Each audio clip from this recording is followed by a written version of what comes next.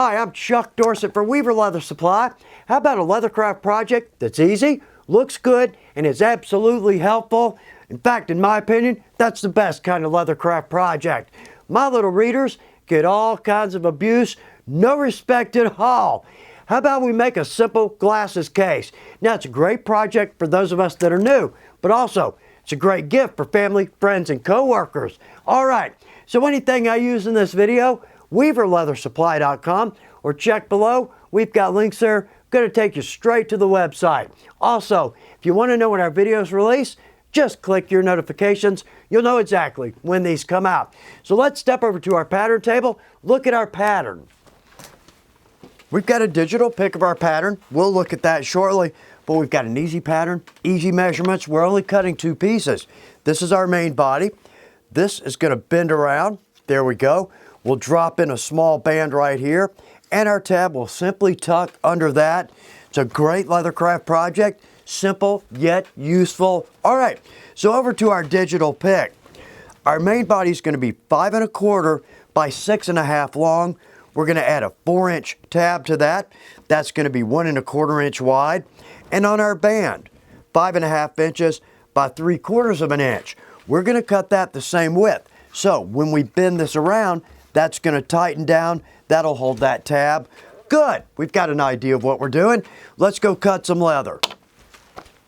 If we're going to make more than one of these, and I hope we will, it's a great little gift. But if we are, let's start with paper or poster board. Let's make one. Once we know that's a good pattern, let's transfer that over to our pattern sheeting. Easy to mark, easy to cut, but it's a good durable material. Now on this little billet, I most likely am not going to cut a pattern piece for that. First off, I can write it on the pattern. Most likely I'm not going to cut from that, and that's just another piece we have to deal with. Now on our leather, this is our Old West pull-up. This is a gorgeous leather. Actually, the color here is our Grizzly. Good name on that. But it's a 4 to 5 ounce and it's got a little body to it. So that's going to give our glasses a little bit of protection. So let's start right here, be as efficient as we can. I'm going to pull this right down into our bottom corner. Now we can go with a number of different leathers. For this glasses case, 3 to 4 ounce is not bad. It's a little bit light. This may be a little bit heavy, but somewhere in between there is going to be perfect. So let's trace this in with our awl.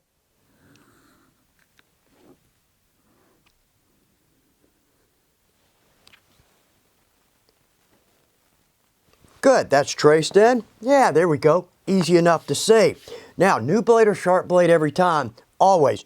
But particularly here, now we've got some good body to this, so it's going to cut well. But if we have a newer sharp blade, we're going to get a very clean cut. So when we pull this around, we'll have a nice edge. Now on this, we're going to use corner knives. We'll talk about that. But first off, let's start by cutting these 3 lines.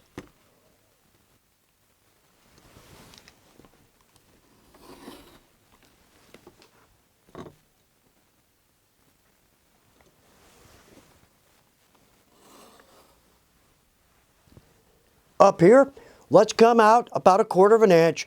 We'll cut our round corners, then we'll come back in and finish the cut. And we've got that separated. So for our inside corners, we're going to go with our 25mm corner knife. And I love our corner knives. We've got 6 sizes. I use one of these on every project. So right here, we'll cut with our corner knife, then we'll come in with our straight edge.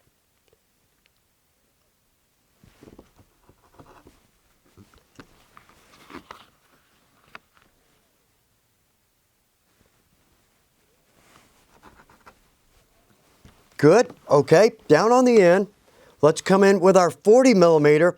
Now we can cut straight across on this if we don't have the tool, or we could just nick the corners, and that would look fine. What I don't want is square corners here, because that's where the leather's going to tear over time. Now let's lay in our square, and let's just cut right from the end of that corner knife cut.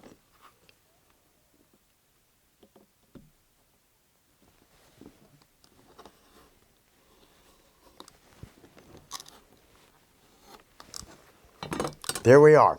We've got our body ready to go. All right, last thing we need is our small billet.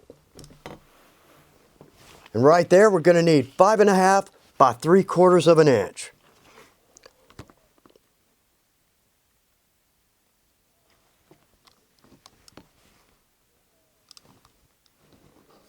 Okay, let's reset, do some edge work here. Let's start with a corner knife. Down here on the bottom, on our outside corners, we're going to go with a 40 millimeter.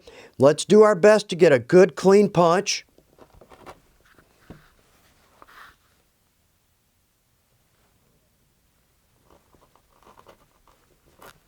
Good, those corners should match up nicely. All right, with our groover, I've got this set at 1/8 of an inch. Let's go all the way around.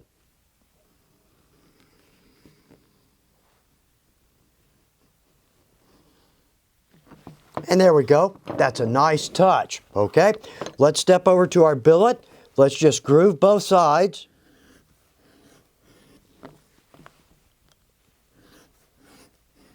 And there we go. Okay, next up, a number 1 edger. This is our master tool edger.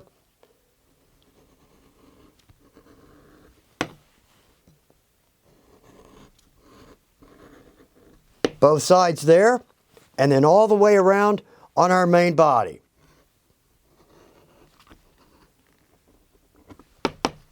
There we are. Okay, that looks good. Let's take both pieces, go drop in our chisel line. We could do this 2 different ways. First off, we have what's called double-sided tape, and I use this on almost every project. Another one of the best things Weaver has brought in. So with this, we could simply add some tape, fold that over, and we could chisel.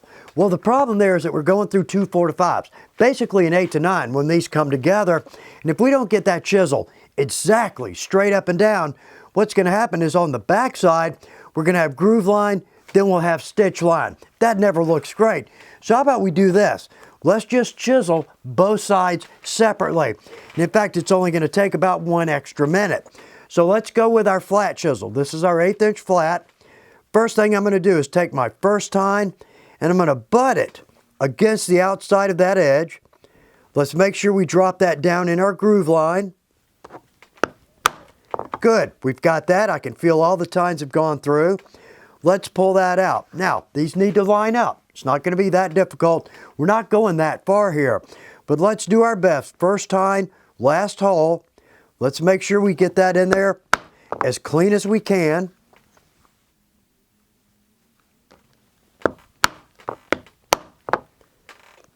Now, when we get down to our corner, let's take our 2 tine. I'm going to put the first tine, last hole. Simply going to mark where that next tine needs to be. We're doing that simply because when we go around a corner, it is really hard to keep our stitch length consistent. But if we mark and then hit again, that should look nice.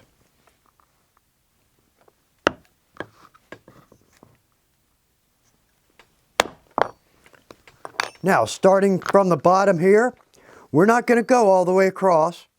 Let's just drop in 1 6, okay? Now let's do the same thing on the other side.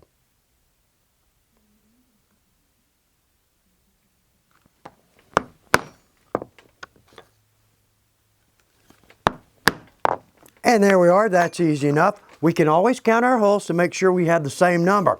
And actually it's pretty easy to do because we just need to go 6, 12, 18, counted 24 holes in less than 2 seconds. Right here on our billet, we're just going to drop in 3 holes either end. Now, I should have grooved that, but we're just aiming for 1/8 of an inch. So I'm just going to center 3 tines. Same thing on the other end.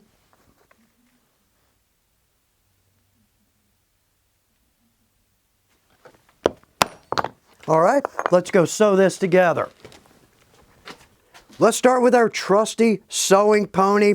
This makes hand sewing so much easier. Now it's made to sit on, but we can C-clamp this to our table, just about any configuration. The point there, let's make it comfortable on ourselves when we hand sew. Now on this, we could sew 2 different ways. We can start at the throat, work our way down, hide our knot there, or the reverse. But let's start at the throat. Now on our needles, we're going with the John James, that's our number 18. It's my favorite hand sewing needle. It's a hand sewing needle. No sharp point. That's a big help. But our holes are already punched. We don't need a sharp point. Now on our thread, this is our Ritza. We're going to go with the 0.8 millimeter. Let's go with the beige. We're going to hand sew this. So let's see that stitch line. Now we're going to go with a saddler stitch. Easy stitch. The reason I say that is because we need 4 times this length. So starting right up at the top, let's take one needle. I'm going to go from the back to the front to the back, does not matter. But let's take one needle through the first hole. Now let's equal out our thread distance there. Now we could put a clip on this, but it could ding the leather. And really once we get a couple of stitches in this, it's not even going to be an issue, okay? Second hole, same thing, but now let's go with both needles through that same hole. Good. Now I want to add just enough tension to where I can see that stitch sink a little bit down into our top grain. Next hole, same thing, both needles, same hole. Okay, one more, and then we'll add our billet. Now we can add the billet on the 3rd, 4th, 5th hole. Doesn't much matter as long as it's in this area. So now, I'm going to take my needle on the back. I'm going to come through the first hole, through the next 2 holes, and then on this side, first hole. If I can find it, we can always open that up from the front. There we go. Now we can find that easily. Other needle, same thing. Let's go through those same 4 holes.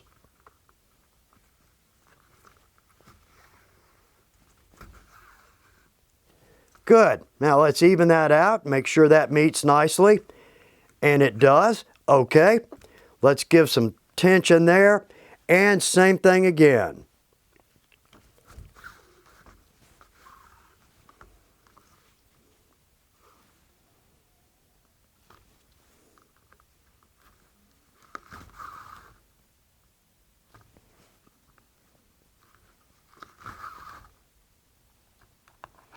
And we're down to our last 2 holes. For those of us that are not familiar with hand sewing, it really isn't difficult or time consuming. In fact, that's probably taken less than 4 minutes. Now we're down to our last hole.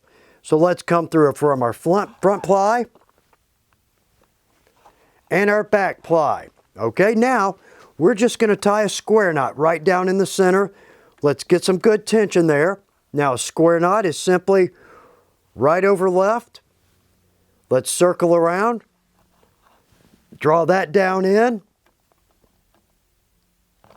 And then left over right. Draw that down in. Good, we've got that. And what I don't have is a knife. There we go. Okay. Now what I'm going to do, I don't want to cut into the thread. I'm going to lay my knife next to the thread. Just going to pull that thread over it. That way we don't cut into our project. Very nice. We've got a good looking stitch line. Let's add one more detail. We're going to hammer down our stitch line. Now I say hammer, really I mean tap, because we don't want to hit this hard enough to where we're going to ding the leather. But what's going to happen, it's going to close up our holes a little bit and it's going to spread that thread out, make it look a little better. Now we can go with our mallet, but notice right there, don't want to use that side of my mallet. I can always use the inside, but in all honesty, our little tack hammer, this is the perfect way to go.